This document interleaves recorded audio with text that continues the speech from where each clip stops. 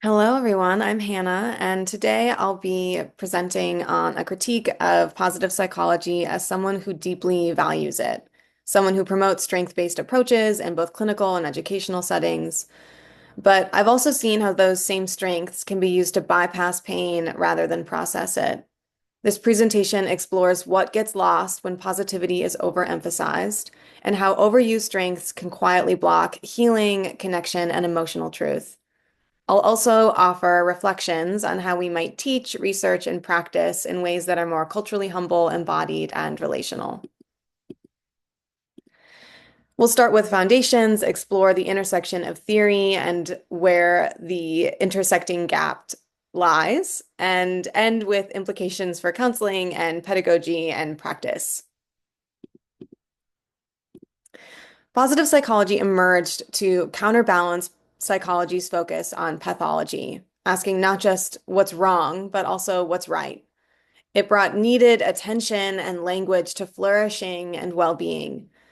However, its early frameworks were shaped by culturally narrow, individualistic assumptions about the good life.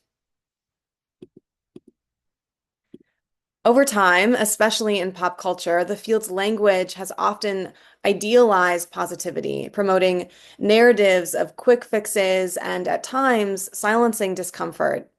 This reflects deeper projections of Western norms around self-sufficiency, optimism, and emotional control.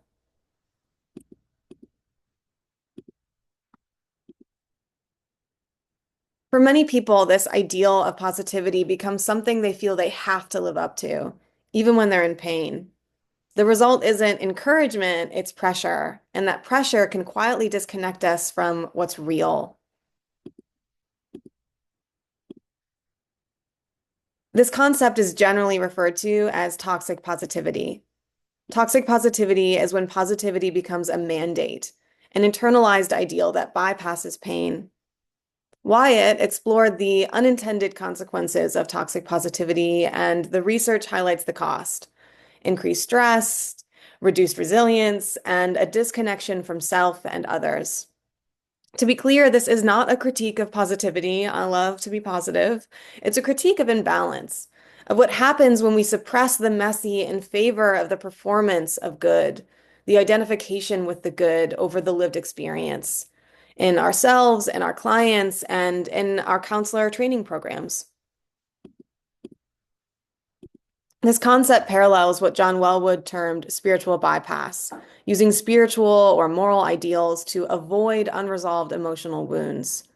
While a growing body of research has examined its causes and consequences, my current work on a systematic review reveals consistent limitations, specifically a narrow cultural scope and a tendency to frame spirituality through a pathologizing lens, particularly in the quantitative work. Spiritual bypass has offered a really valuable critique of idealized positivity, which I draw on here. But we also have to ask, to what extent is the research obscuring the culturally adaptive or developmentally protective functions of these strategies? And what new understandings emerge when we interpret avoidance not as pathology, but as survival within systems shaped by trauma, inequality, and moral idealization? To better understand how spiritual bypass operates, I've mapped it onto Bronfenbrenner's ecological systems theory. This framework helps us see how avoidance through spiritual or moral ideals shows up across levels, from individual coping to relationships to institutions and culture. Sometimes, yeah, it's just the person who's struggling. Bypass can be an individual's strategy for navigating pain. But that strategy is also shaped by the systems around them, systems that often reward silence over struggle, resilience over rest, and harmony over truth. When we view bypass through this ecological lens, we create room for complexity. Not just what's being avoided, but what makes avoidance feel necessary? What patterns are we all participating in? What I've noticed as I reflect on this in my own life and in the lives of those I've worked with is that this moves beyond spirituality. Because what we're often seeing isn't just spiritual avoidance, it's a broader pattern of idealizing certain strengths, of identifying with certain strengths in ways that disconnect us from emotional, embodied truth. This is where I introduce the concept of virtue bypass. To talk about virtue bypass, I want to begin with the language I'm using. I'm drawing from the VIA Institute's character strengths model. This framework was developed by Seligman and Peterson through a cross-cultural examination of virtue traditions across philosophy, religion, and psychology. And it acknowledges that every strength can be underused, overused, or expressed optimally. This is grounded in Aristotle's golden mean, where virtue is situated between two vices of excess and deficiency. What I'm offering here is not a rejection, but an extension, naming what happens when even something good becomes a shield or a mask. Kindness becomes people-pleasing, forgiveness replaces boundaries, hope becomes magical thinking. You might ask yourself, when have I used a strength like gratitude or perseverance to escape pain? I know I've used gratitude to intellectualize hardship rather than experience my own grief. I want to be clear again, these aren't bad strengths. We love strength. But when they're disconnected from context, when they're used to bypass instead of support, they actually end up protecting us from our own transformation. So I wanted to include that this shows up in culture. We can see this all around us. On social media, wellness influencers name how good vibes only has masked their trauma.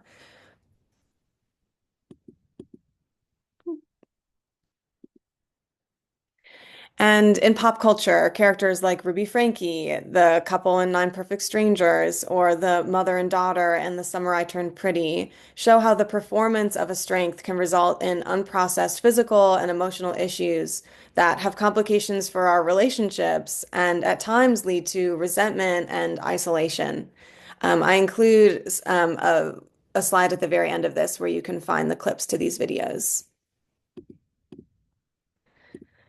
And yet there are counterexamples. Gina Chick offers a model of embodied grief. She shows us what happens when we don't bypass, when we allow sadness, truth, and stillness to inform our path forward, and how this can lead to a more authentic experience of character development. In this video, she speaks to her experience losing a child and about how, in order to get to a place of embodied wisdom, she really had to experience her grief. I definitely recommend taking a peek at it. So, how do we move forward? I think we have to recognize when strengths are being used to bypass, not just in our clients, but in counselor education, supervision, and even research. This means noticing when positivity is masking pain, when resilience is being rewarded over rest, publish or perish, or when emotional complexity is subtly discouraged in the name of professionalism or self-control. We need to integrate emotional honesty into strength-based work. This requires us to make space for paradox, for the both and. For clients and trainees to say, I'm grateful and I'm grieving. I'm strong and I'm exhausted. Integration isn't just intrapersonal, it's pedagogical, cultural, and relational. And we apply this insight by developing multicultural, developmentally informed training that honors both strength and suffering.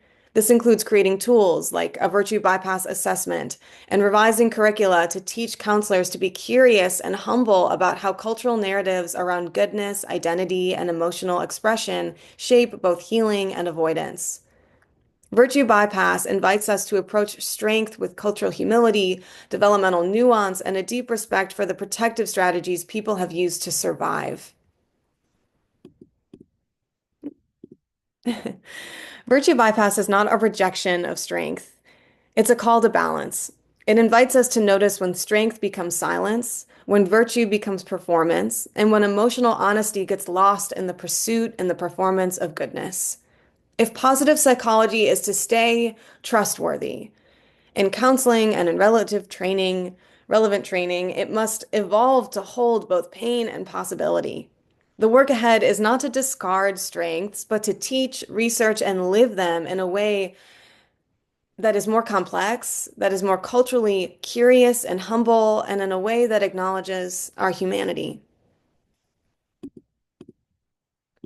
Thank you so much for being here. I'd love to hear your questions, reflections, or critiques. You can reach me at this email. And here are my references, and here are my video links. All right, take care, everybody.